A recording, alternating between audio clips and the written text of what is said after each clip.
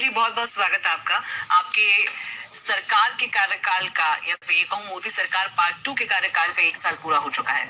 आप खुद आपके मंत्रालय का रिपोर्ट कार्ड कैसे देख पा रहे हैं या ऐसी उपलब्धियां जिन पर निशंक छाप छूटी हुई है, छाप पड़ रही है, देश उन्हें जानना चाहेगा।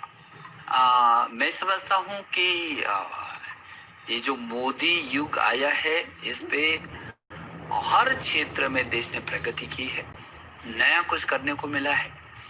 और आपको मालूम है कि पीछे एक वर्ष में प्रधानमंत्री मोदी जी के संरक्षण में, उनके नेतृत्व में नए कार्यों को भी किया, पीछे का कार्यों को भी तेजी से आगे बढ़ाया।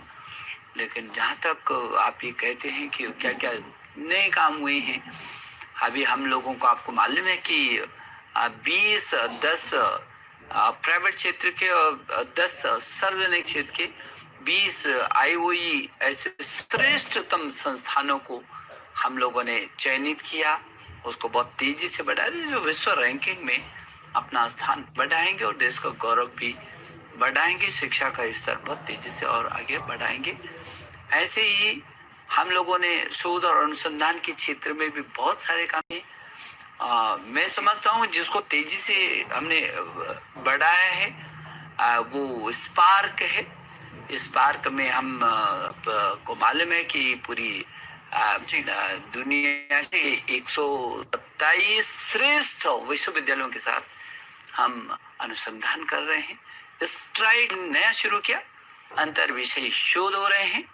हम लोगों ने UGC में परामर्श शुरू किया, जो संस्थाएं रैंकिंग में ऊपर हैं और उनके इर्द गिर्द जो हमारे महाविद्यालय हैं, जो उनके इर्द गिर्द विश्वविद्यालय हैं, उनका वो मार्गदर्शन करेंगे, उनको परामर्श देंगे, उस स्तर तक पहुंचाएंगे। और आपको मालूम है कि हिंदुस्तान में 1000 से भी अधिक विश्वविद्यालय हैं और 45,000 से भी अधिक डिग्री कॉलेज है। अब ये जो करोड़ों छात्र हैं, वो छात्र उन संस्थानों में जो पढ़ रहे हैं, उनका स्तर कैसे बढ़ सकता है, उनकी रैंकिंग कैसे आ सकती है, ये परामर्श के तहत हम लोगों ने इस अभियान को चलाया। और कोविड में भी आपको मालूम है कि कोविड में जिस तरीके से प्रधानमंत्री जी ने कहा था कि यूथ क्या कर सकता है, युवा क्या अनुसंधान कर सकता है, इस चुनौती भरे समय में हम क्या देश के लिए कर सकते हैं। मुझे इस बात को कहते हुए खुशी होती है कि हमारे IITs, हमारे विश्वविद्यालय, हमारे ऑफिसर, IIM, ये इनके जो छात्र हैं, इनके जो शोध छात्र हैं, लोग जहाँ अपने घरों में थे, अपने घरों में थे, वहीं वो अपने प्रयोगशालाओं में देश के लिए शोध और अनुसंधान कर रहे थे, जो आपके सामने आया है। चाहे वो वेंटिलेटर का विषय हो, चाहे मास्क बनाने का विषय हो, चाहे ड्रोन बनाने का विषय हो, चाहे टेस्ट किट बनाने का विषय हो, बहुत अनुसंधान इस समय हमारे युक्ति पोर्टल हमने बनाया, जिसमें जो नए नित अनुसंधान हो रहे हैं वो एक स्थान पर आए हैं। आपको मालूम है इस कोरोना के क्षेत्र की अगर बात की जाए तो ई-लर्निंग वो टूल बनकर उभरा है जो बड़े बदलाव ला सकता है। अब ऐसे में इसे नई रफ्तार देने के लिए आपके मंत्रालय के पास क्या एक्शन प्लान है, और दूसरी चीज की इसे बहुत बड़े पैमाने पर लागू करने के लिए क्या प्राइवेट सेक्टर की भागीदारी सुनिश्चित की जाएगी, या फिर किस तरह से सरकारी सेवाओं में इसे आगे बढ़ाया जाएगा? देखिए, हमारे प्रधानमंत्री जी ने कहा कि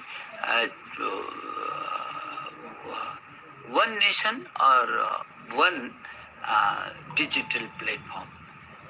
स्वाभाविक ही है कि जो नया युग आ रहा है, जिस तरीके से वर्तमान परिस्थितियों ने हमको मजबूर किया है कि हाँ, हम उस पर जाना ही है हमको, हालांकि हम चाहते, लेकिन इन परिस्थितियों ने हमको अभी उसके लिए तैयार किया है।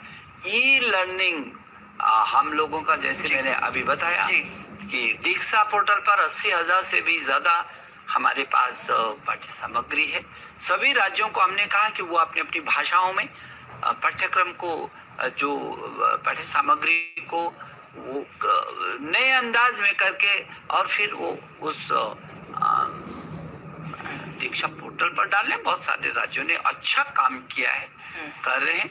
ई पाठशाला जो एनसीईआरटी का है, हमारे ई पाठशाला और सीबीएसई बोर्ड की ई पाठशाला और दीक्षा पोर्टल पर कई भाषाओं में उनकी संपूर्ण पाठ्य सामग्री है।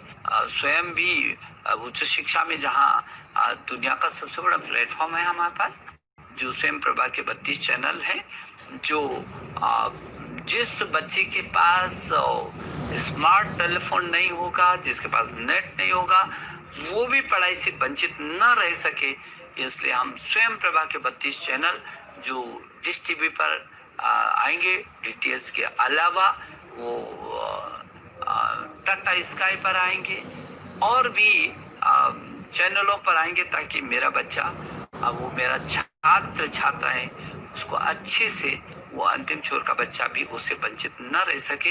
अभी प्रधानमंत्री जी ने प्रधानमंत्री ई विद्या, आपने देखा कि हमारे वित्त मंत्री जी ने जो आर्थिक पैकेज दिया था उसमें उसकी घोषणा की, मनोदर्पण की घोषणा की। ई विद्या जो ये लर्निंग और ये डिजिटल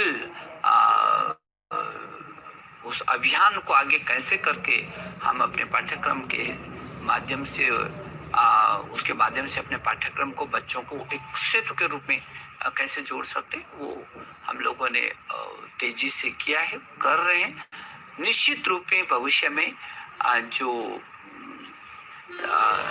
डिजिटल युग है, हमारे प्रधानमंत्री जी ने तो पहले ही कहा है कि जो नया भारत का निर्माण होना है, जो उनकी संकल्पना है कि एक ऐसा भारत जो मजबूत भारत हो, जो स्वस्थ भारत हो, स्वच्छ भारत हो, सशक्त भारत हो, एक भारत और श्रेष्ठ भारत हो, उसका रास्ता make in India, digital India, skill India, startup और स्टैंड अप होकर के जाते हैं।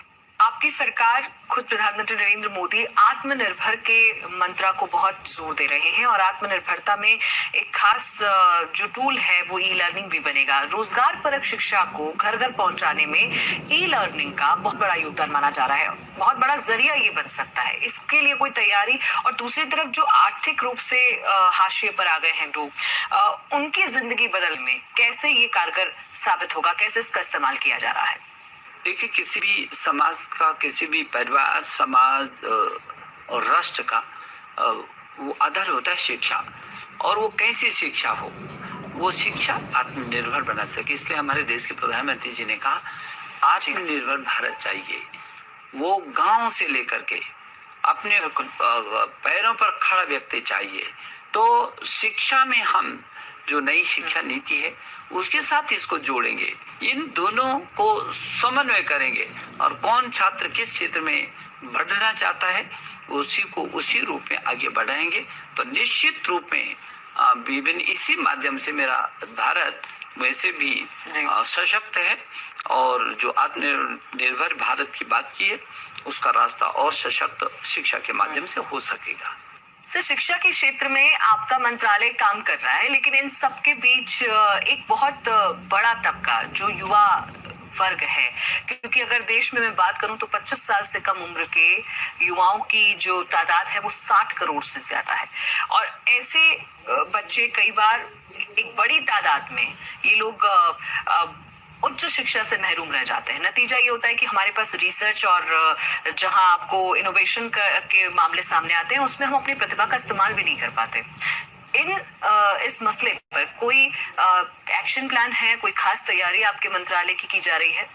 देखिए, वैसे तो आपको मालूम है कि भारत दुनिया का सबसे बड़ा लोकतांत्रिक देश है और 130 करोड़ से भी अधिक लोगों का देश, तो आप समझ सकते हैं।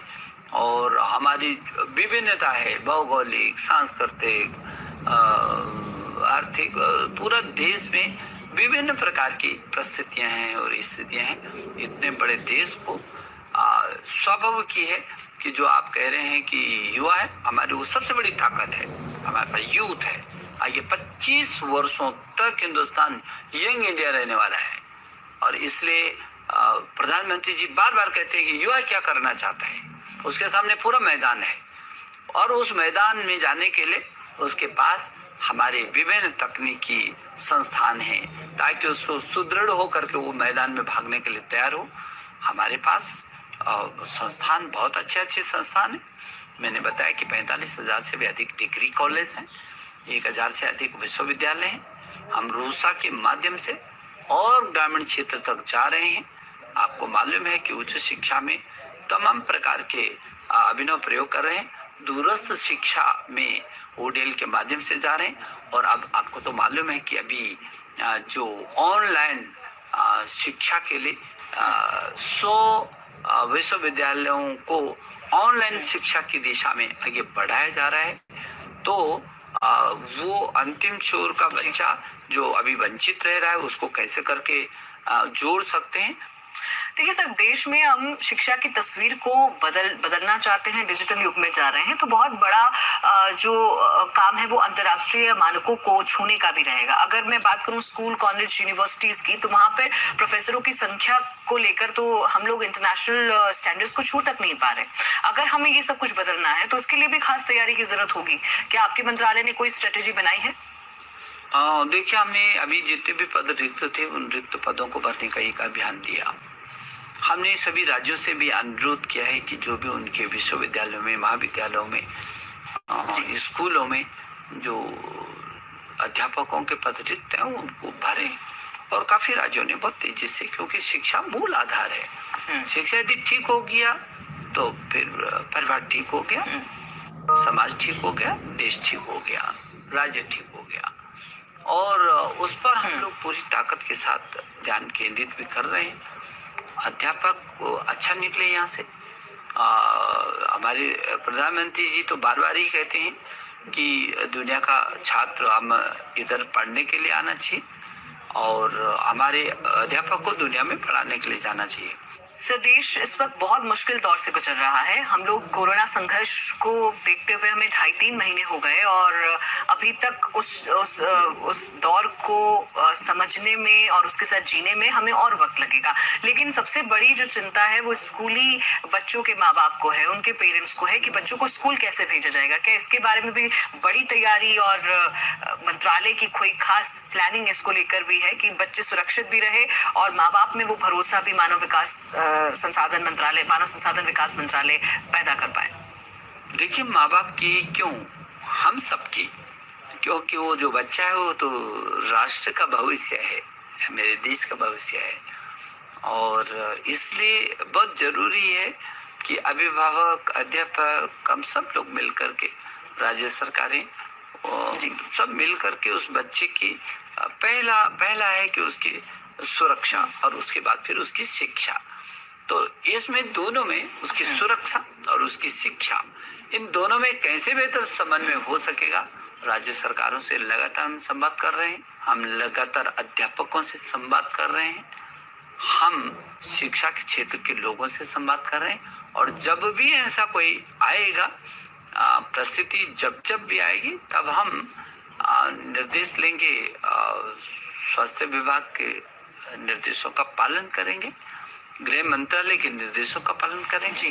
तो इनका जब भी स्कूल खोलने की बात आएगी तो इनको हमारी पहली प्राथमिकता रहेगी इन सब चीजों को देखने की। वैसे भी हमने टास्क फोर्स गठित किया है उच्च शिक्षा के लिए यूजीसी के नेतृत्व में और स्कूली शिक्षा के लिए एनसीईआरटी के नेतृत्व में ऐसा टास्क फोर्स की जब भी स्कूल खोले तो उसके पैमाने क्या होंगे, माना क्या होंगे, किस तरीके से स्कूलों को खोला जाएगा, तो वो हम लोग बहुत सजग हैं उस दिशा में। कोरोना ने जिस तरह से हमारी जीवन शैली को बदला है उससे बहुत कुछ सीखने को मिला है, लेकिन अब उस जीवन शैली को हमें क्या पाठ्यक्रम में भी उसको पाठ्यक्रम का हिस्सा बनाना भी जरूरी होगा, और अगर है तो फिर इसके लिए क्या आपका मंत्रालय तैयारी कर रहा है? स्वाभाविक की है, इस कोरोना ने तो जीवन पद्धति को भी बदला है, परिस्थितियां भी बदली हैं और नए एक की शुरुआत की है।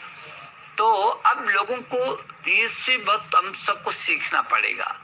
जो कुछ दे करके गया है, हमारी संस्कृति क्या है, हमारा खान पान क्या है, हमारा रहन सहन क्या है, हमारे विचार क्या है, हमारी प्रगति हमने बहुत की, लेकिन जो सामाजिक ताना बाना है वो कैसा होना चाहिए, इन विपरीत परिस्थितियों से लड़ने के लिए क्या होना चाहिए, प्रकृति के साथ कैसे सामंजस्य होना चाहिए।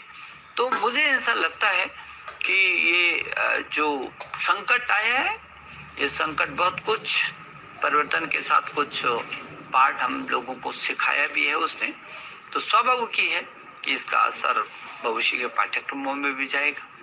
चलिए सर, बहुत बहुत शुक्रिया हमारे साथ जुड़ने के लिए। और आपका मंत्रालय वो मंत्रालय है जिस पर देश का भविष्य टिका है, देश के भविष्य की नींव टिकी हुई है, क्योंकि शिक्षा व्यवस्था एक ऐसी व्यवस्था है जिस पर भरोसा करके हम देश को आगे ले जाएंगे, देश को अर्थव्यवस्था को भी ठीक करेंगे और देश का जो भविष्य है उसे बेहतर कर पाएंगे। फिलहाल इतना ही, नमस्कार।